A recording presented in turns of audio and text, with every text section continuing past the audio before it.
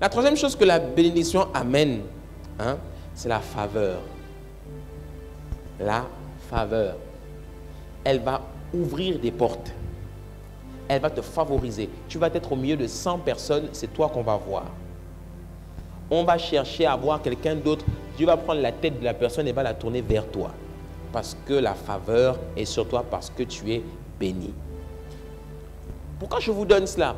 Je vous donne cela parce que tout simplement, les opportunités, la capacité, la faveur, etc.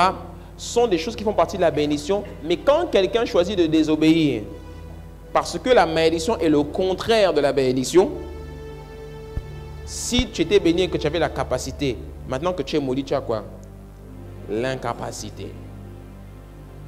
Si tu avais des opportunités, quand tu étais béni, maintenant que tu es maudit, tu as quoi? Des inopportunités. Alors que les opportunités de la bénédiction te permettaient d'être au bon endroit, au bon moment, maintenant que tu es maudit, tu vas être au mauvais endroit, au mauvais moment. C'est comme ça que la malédiction attire certains malheurs. Quelqu'un est là, il est en train d'attendre son taxi. Et puis tu viens, boum, on te tamponne. Qu'est-ce qui a fait qu'on l'a tamponné? Le monsieur a perdu juste le contrôle et puis il est sorti de la route et bizarrement il est venu vers toi. La malédiction fait de toi un aimant à poisse et à malheur. Quand quelqu'un est dans un couple, dans la maison, un homme marié, et il décide de sortir de la maison et aller faire toutes sortes de bêtises qui sont contraires à la parole de Dieu, même s'il cache ça à son épouse va le regarder et va dire depuis un certain temps, il n'y a plus rien qui te réussit. Depuis un certain temps, tu es souvent malade.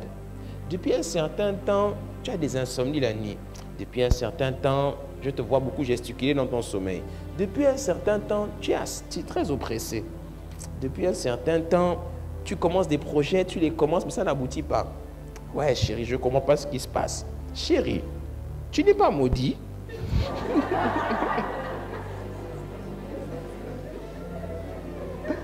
Qu'est-ce que tu as fait? N'as-tu pas posé un acte?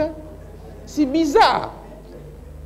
Ou bien, on est ensemble, tout va bien, nos projets avancent, tout marche bien, etc., etc.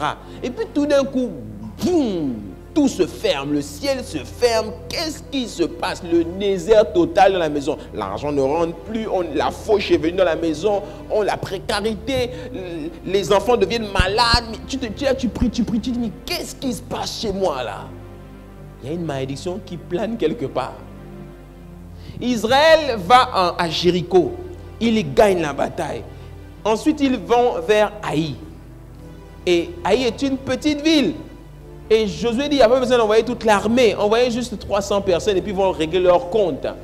Mais Dieu avait dit à Jéricho, mettez tout par interdit. Akan va, il prend le lingot d'or et il va cacher dans son drap. Et les 300 personnes envoyées à Haï, on va les zigouiller. Josué va jeûner, prier pendant 3 jours pour savoir ce qui s'était passé. Et Dieu va lui dire quoi? Dieu va lui dire, lève-toi. Il se lève. Regarde bien le langage de Dieu. Hein.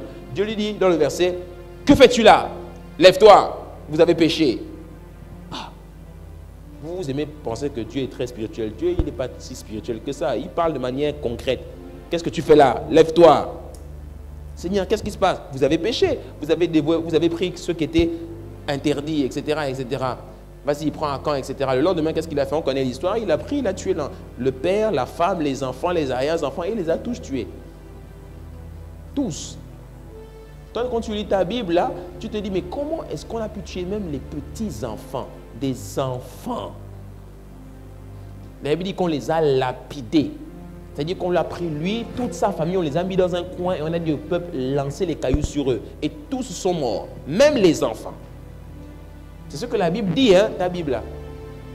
Parce qu'un homme avait désobéi. Ainsi, quand quelqu'un pose un acte contraire, un acte de désobéissance, ce n'est pas juste lui qui l'accuse, c'est toute sa famille. Amen. C'est toute sa famille. Yeah. Check-moi la bénédiction.